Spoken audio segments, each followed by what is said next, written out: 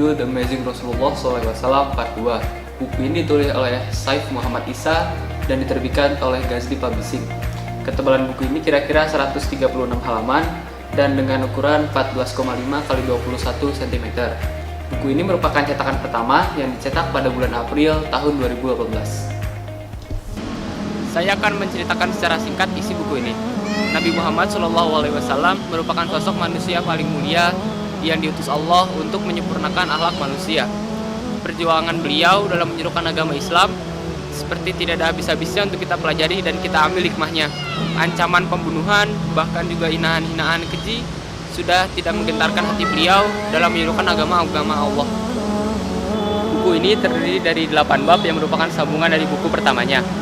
Di buku ini kita diajak untuk melihat perjalanan beliau dari berdakwah di Mekah sampai berhasil mendirikan peradaban Islam di Madinah yang akan bertahan selama ribuan tahun dan menyebar ke seluruh dunia.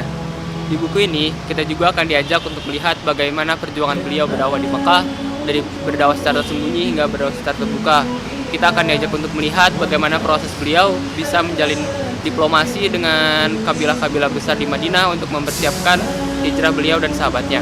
Kita juga akan diperlihatkan sisi lain dari perjuangan beliau mengenai sosok-sosok yang bersedia dengan setia mengikutinya, Bunda Khadijah yang menjadi pengikut pertamanya, dan pamannya Abu Thalib yang selalu bersedia membela keponakannya. Buku ini memiliki beberapa keunggulan. Yang pertama, sampul pada buku ini dibuat dengan komposisi yang tepat dan warna yang menarik. Itu berhasil menjadikan sampul buku menjadi bagian yang paling menarik perhatian pembaca saat menemukan buku ini. Yang kedua, kertas-kertas halaman yang digunakan pada buku cukup tebal sehingga para pembaca tidak khawatir untuk merusaknya. Juga ada penambahan warna-warna dan corak pada latar kertas menjadikan itu sentuhan yang menarik. Yang ketiga, pada sepanjang buku ini terdapat ilustrasi-ilustrasi yang membantu memvisualisasikan cerita, terutama untuk anak-anak yang mungkin akan merasa bosan ketika hanya membaca berupa tulisan. Yang keempat, terdapat dalil nakli yang dapat mendukung kesahihan cerita. Dalil tersebut berupa ayat Al-Quran dan hadis-hadis. Yang kelima, gaya bahasa yang disampaikan di buku ini sederhana dan mengalir begitu saja. Itu membantu dalam proses pemahaman, juga menyenangkan untuk dibaca. Yang keenam, penafsiran dan penceritaan dalam cerita di dalam buku ini sudah cukup gamblang dan jelas, sehingga mengajak pembaca untuk ikut turut serta melihat secara langsung atau merasakan secara langsung bagaimana jalannya proses dakwah Nabi Muhammad SAW. Yang terakhir, sudah jelas di buku ini banyak mengandung pesan-pesan moral dan kita bisa jadikan teladan bagi kita semua sebagai para pembaca. Untuk kekurangannya, walaupun banyak memiliki keunggulan, sayangnya di buku ini juga terdapat beberapa kekurangan yang mungkin bisa diperbaiki lagi.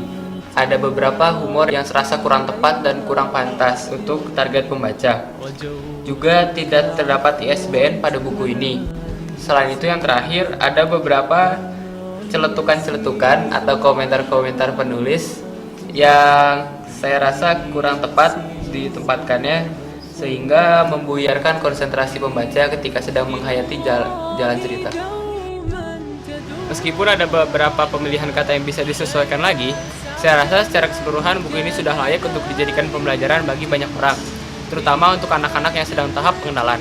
Visualisasi yang jelas dan pembahasan yang sederhana menjadikan buku ini sesuai bagi Anda ingin mengenal lebih jauh Nabi Muhammad SAW di waktu luang Anda. Penceritaannya sedemikian rupa juga semakin menambah kekaguman terhadap akhlak dan perjuangan beliau. Dan terakhir, di buku ini juga terdapat berbagai pesan moral dan hikmah yang bisa kita pelajari dan kita tauladani. Sekian dari saya perwakilan dari Regu Putra SMP Negeri 1 Bogor. Wassalamualaikum warahmatullahi wabarakatuh.